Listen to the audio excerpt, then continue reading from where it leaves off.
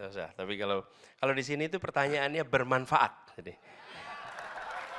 Itu lebih cocok ya Pak ya? Iya. Pertama tentang logistik tadi, bagaimana ini bisa turun. Nomor satu, kita harus memandang Indonesia sebagai negara arkipelago, sadari itu. Sehingga kebijakan-kebijakan yang disusun, itu kebijakan-kebijakan yang menyangkut keduanya. Kita punya kecenderungan pada sekolah di dunia kontinental. Jadi ketika pada pulang ke sini, nyusun kebijakannya juga dengan asumsi kontinental. Padahal kita kenyataannya adalah negara kepulauan. Jadi satu mindset itu. Kemudian yang kedua adalah meneruskan pembangunan jaringan logistik yang sekarang sudah terjadi. Misalnya, kita menyaksikan ada pembangunan jalan tol yang sudah berjalan beberapa dekade ini. Itu harus kita teruskan. Tapi jangan lupa sambungannya dengan jalan non-tol tidak boleh putus. Karena yang kita temukan adalah jalan tolnya terbangun, jalan non-tolnya terbengkalai. Dan ketika non-tol terbengkalai, di situ mahalnya terjadi.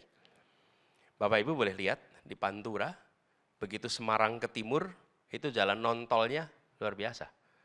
Dan ini kemudian poin yang kedua. Poin yang kedua adalah pembicaraan tentang tarif dari jalan tol yang belum tentu bersahabat kepada dunia usaha. Menurut saya perlu ada review ulang atas tarif jalan tol antara kegiatan usaha dengan kegiatan leisure. Yang sekarang terjadi adalah untuk kegiatan private yang non-komersial, itu malah mendapatkan biaya yang lebih kecil dibandingkan yang untuk kegiatan komersial. Ya, apa yang terjadi? Truknya nggak lewat jalan tol, truknya lewat jalan non-tol. Dan jalan non-tol tidak dirancang untuk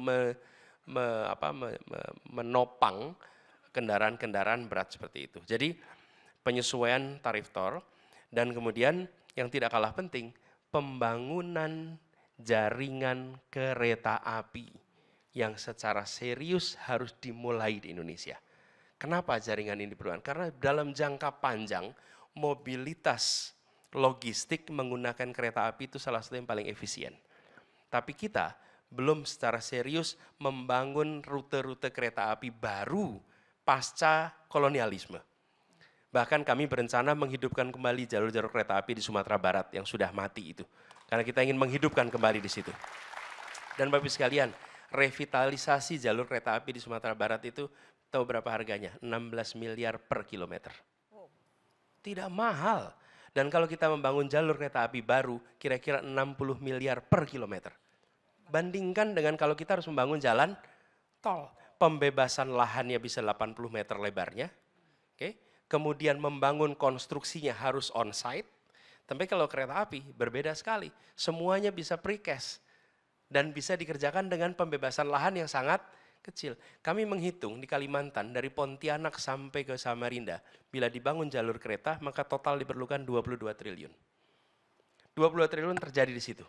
Sementara kita ketika membangun di Jakarta ini LRT, itu panjangnya kira-kira 6 km, nilainya 6 triliun. Hampir 1 triliun per kilometer. Ini LRT kita di Jakarta. Bayangkan kalau kita melakukan pembangunan rel kereta api secara serius. Jadi menurut kami satu, tol diteruskan, non-tolnya dikembangkan.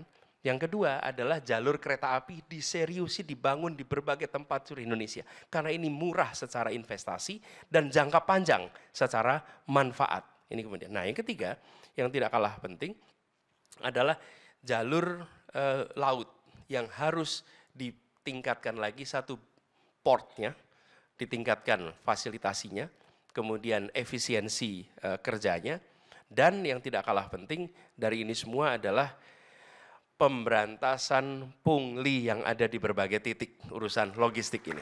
Ya. Ini luar biasa. Lalu tadi ada pertanyaan kedua nih soal apa?